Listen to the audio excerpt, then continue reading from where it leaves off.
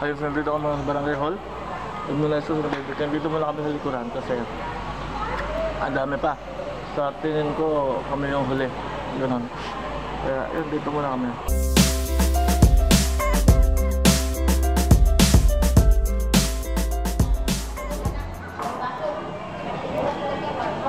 Magkano yung ganyan, be? 5 ang mahal. Ayaw na din.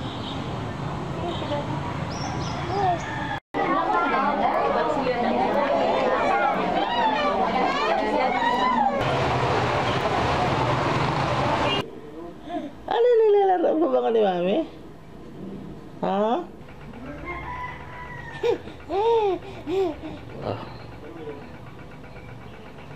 Umaga na naman. So, di ko alam kung anong almusal natin ngayon. Pero sa tingin ko biplop na lang kasi may dalawang biplop doon eh. So, yun, tara.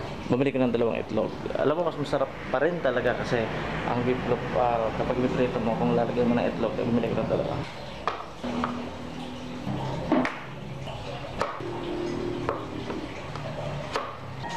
So, ayan, prito na natin. So, dito natin ipiprito. Busy kami ngayon, kaka-slice ng mga karne. Ganoon, kasi bukas fiesta. Di ko lang nakuha ng video yung pag-slice namin kasi nga, ayan, wala mag-video. Kaya yung kumay ko kanina, puro tuloy. Kasi nga, nag-slice ko.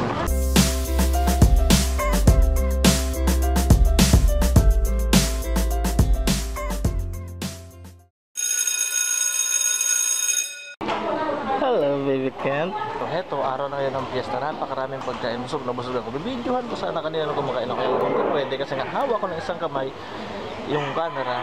Then, paano ko kakain? Diba? So, heto yung last mga video yung kuha ko. I-share ko sa inyo.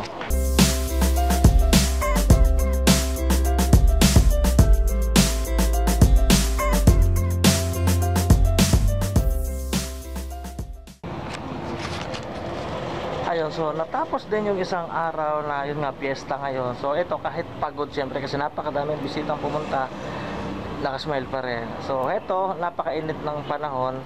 Tapos ngayon hapon na, kung makikita nyo yan talagang mataas pa yung araw. Pero buti na nga lang dito sa likod ng bahay, nagkataon na may mataas na dingding.